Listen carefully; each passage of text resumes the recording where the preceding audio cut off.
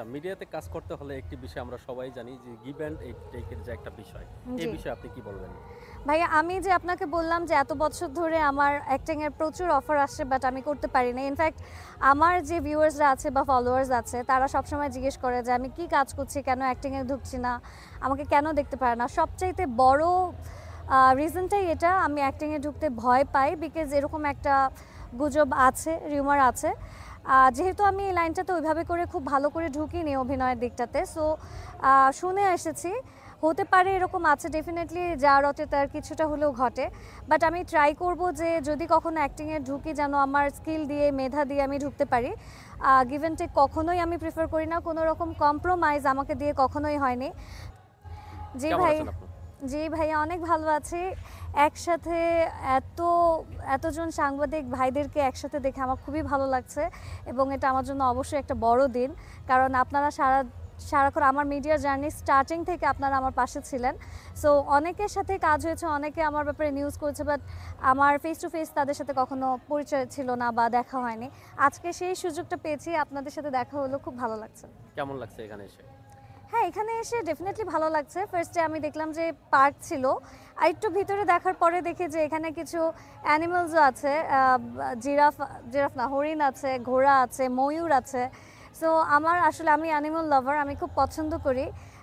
একটা mini zoo আছে এখানে। সো আমার এই নেচারের জায়গাটা খুব ভালো লাগছে আর অ্যাডভেঞ্চারাস লাগছে, বিকজ আমরা যে ডাইরেক্ট এখানে এসে পড়তে পারবো এমন না, আমাদেরকে আবার একটা জায়গা পর্যন্ত এসে, রাস্তা পর্যন্ত এসে নৌকা করে পাড়ি দিয়ে এই জায়গাটা আসতে হবে। সো জায়গাটা খুবই interesting, very adventurous, and I am enjoying it a লট।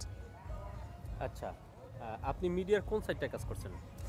আমি বেসিক্যালি মডেলিং করি, আমি ইনফ্লুয়েন্সিং সাইডটাতে বেশি আছি, অ্যান্ড আমি হোস্টিং করি। পাশাপাশি আমি ফ্যাশন ডিজাইনারও, অ্যান্ড আমি একজন university lecturer, Uttara university fashion designing এবং ইংলিশের উপর lecturer. So yes, that's all my profession. That's good. বর্তমানে ব্যস্ততা নিয়ে যদি একটু বলতেন। এতগুলো প্রফেশন আমার ভাইয়া, সো আমার ডেফিনেটলি ব্যস্ততা অনেক বেশি। আমাকে ক্লাস নিতে হয়, আমার শ্যুটস থাকে, আমাকে কন্টিনিউয়াসলি ক্যাম্পেইনসগুলো অ্যাটেন্ড করতে হয়, বা আমাকে ভ্লগস করতে হয়। সো আমি প্রচণ্ড ব্যস্ত থাকি। আম, সব মিলিয়ে ব্যস্ততাটা একটু বেশি থাকে। নাজনীন জান্নাতকে আমরা বড় পর্দায় কবে দেখবো?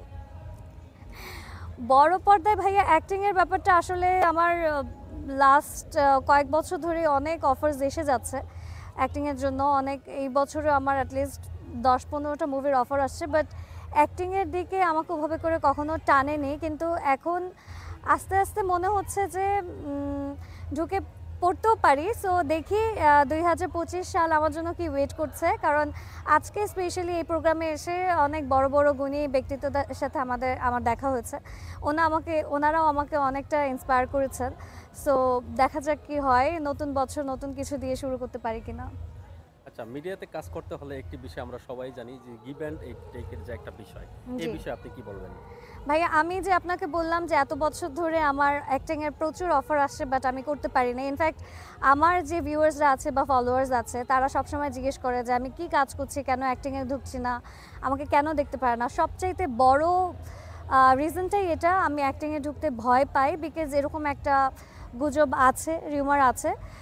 যেহেতু আমি এই লাইনটাতে ওইভাবে করে খুব ভালো করে ঢুকিনি অভিনয়ের দিকটাতে, সো শুনে এসেছি হতে পারে এরকম আছে, ডেফিনেটলি যা রটে তার কিছুটা হলেও ঘটে।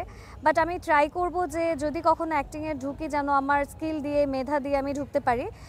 গিভ অ্যান্ড টেক কখনোই আমি প্রিফার করি না, কোনো রকম কম্প্রোমাইজ আমাকে দিয়ে কখনোই হয়নি। সবচাইতে বড় কথা হলো যে আমি মিডিয়া পার্সনের থেকে বেশি আমার প্রফেশন, আমি একজন টিচার, একজন ফ্যাকাল্টি হিসেবে আমি নিজেকে বেশি দেখি, আমার বড় প্রফেশন হিসেবে দেখি। সো আমি এমন কোনো কাজ করতে চাই না যার কারণে আমি টিচার হয়ে লজ্জিত ফিল করি যে হ্যাঁ, আমি এই টাইপের কাজ করে উঠে এসেছি। সো আমি যেখানে রেসপেক্ট পাবো, আমার টিচিং প্রফেশনটা, আমি একটা ইউনিভার্সিটি ফ্যাকাল্টি, এটা আমার জন্য অনেক বড় একটা ব্যাপার। ওই রেসপেক্টটা আমি সারা জীবন ধরে রাখতে চাই। যদি আমি কখনো আপনারা আমাকে বড় পর্দায় দেখবেন, ডেফিনেটলি যদি দেখবেন যে অবশ্যই আমি ভালোভাবেই এসেছি, মেধা দিয়ে এসেছি। যদি কখনো না দেখেন, ধরে নেবেন যে এই কারণেই আসতে পারিনি। আর এতদিন অফার কি পেয়েছেন এই ধরনের কোনো? ভাইয়া, আমার এই বছরই 10 থেকে 15টা অফার আসছে অ্যাক্টিং এর, মুভির। উম, আর এ- নাটকের অফার অলমোস্ট আমার এভরি উইক আসতে থাকে, এভরি উইকে 2-3টা।